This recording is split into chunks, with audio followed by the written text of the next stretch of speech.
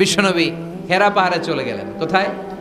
মক্কা থেকে উত্তর দিকে 634 মিটার উঁচু ওই পাহাড়ে যে তাআব্বুদাল্লাহ আলী রাত্রিবেলা তিনি ধ্যান করতেন, মেডিটেশন করতেন, চোখ বন্ধ করে স্রষ্টার অস্তিত্বকে খুঁজতেন।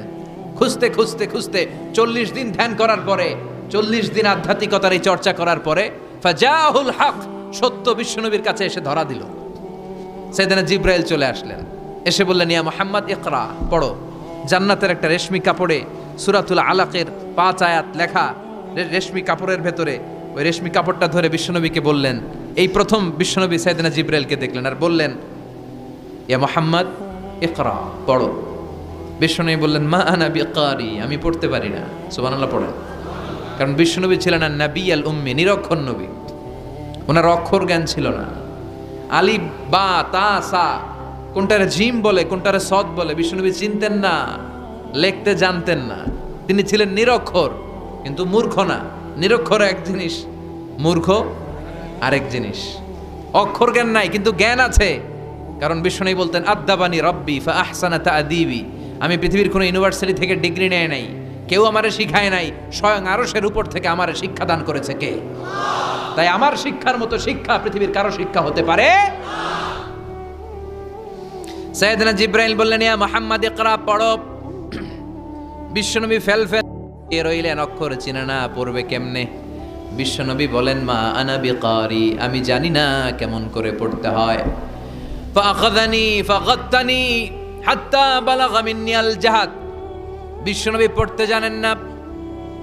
যখন বললাম আমি পড়তে পারি না, সাইয়েদনা জিবরাইল বিশ্বনবীকে জড়িয়ে ধরলেন, বুকের মধ্যে জড়িয়ে ধরে যত জোর ছিল বিশ্বনবীকে একটা চাপ দিলেন। বিশ্বনবী বললেন, চাপের চোটে আমি আমার বুকের ভেতরে ব্যথা পেলাম। ফারসালানি, আমাকে ছেড়ে দিল। ছেড়ে দিয়ে আবার কয়, পড়েন, ইকরা, read in the name of your lord. বিশ্বনবীর আগের কথা, আমি পড়তে জানি, মা আনা বিকারি। সাইয়েদনা জিবরাইল আবার জড়িয়ে ধরলেন, আবার চাপ দিলেন। বিশ্বনবী বললেন, ব্যথা পেলাম। আবার জিবরিল বিশ্বনবীরে বললেন, পড়েন।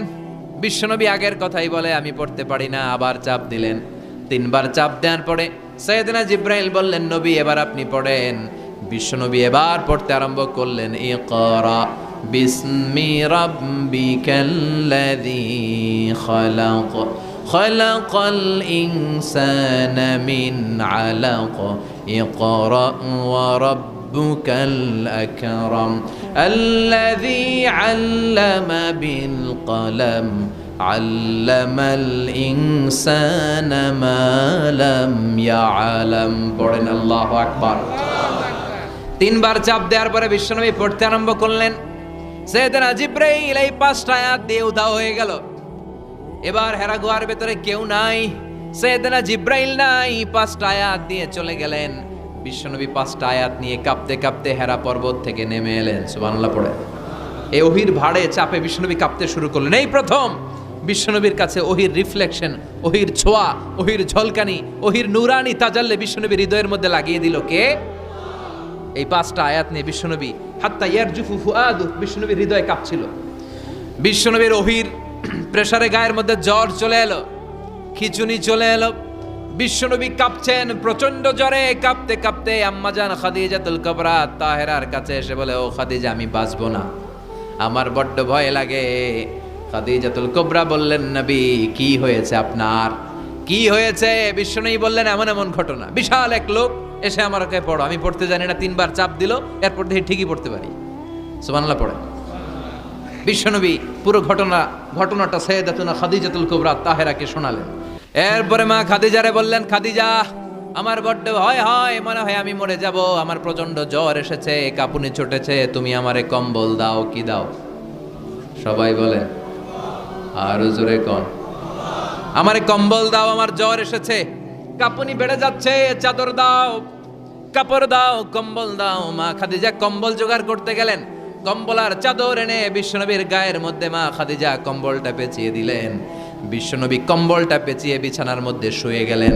ঠিক এই মুহূর্তে সূরাতুল মুজাম্মিল নাজিল করে দিল কে? বিশ্বনবী কম্বল গায়ে দিয়ে শুয়ে আছে, আল্লাহ বিশ্বনবীরে ডাক দিলেন, ইয়া আইয়ুহাল মুজাম্মিলু কুমিল লাইলা ইল্লা কালিলা। সুবহানাল্লাহ। আল্লাহ কি সোহাগ ভরা আদর মাখা ডাক দিলেন, ইয়া আইয়ুহাল মুজাম্মিল। এর মানে হলো, হে কম্বলওয়ালা, কিওয়ালা? হে কম্বলওয়ালা নবী মানে হে কমলিওয়ালা নবী। কি নবী? কমলি। বিশ্ব নবীর আল্লাহ ডাক দিলেন, ও কমলিওয়ালা নবী, ও কম্বলওয়ালা নবী দাঁড়ান। বিশ্ব নবী কাঁপছিলেন জ্বরের চোটে, খিচুনির চোটে কম্বল গায়ে দিয়ে শুয়ে রইলেন। আল্লাহ নাজিল করলেন, ইয়া আইয়ুহাল মুজাম্মিল, ও কম্বলওয়ালা। ইয়া আইয়ুহাল মুজাম্মিল মানে কি? ও কম্বলওয়ালা, ও কম্বলওয়ালা, ও চাদরওয়ালা, কুম, স্ট্যান্ড আপ, স্ট্যান্ড আপ। যে দায়িত্ব দিছি এখন শোয়া যাবে না, দাঁড়ান। ওই যে বিশ্বনবী দাঁড়ালেন, আর বসার সুযোগটা পায় নাই।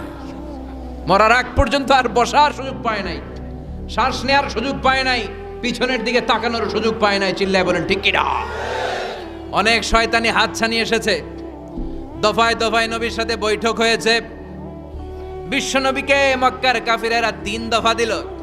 বলল, আব্দুল্লাহর বেটা মুহাম্মদ, নারী চাও নারী দেব, সম্পদ চাও সম্পদ দেব, রাষ্ট্র ক্ষমতা চাও রাষ্ট্র ক্ষমতা দেব, শুধু কালিমার দাওয়াতটা বন্ধ করে দাও।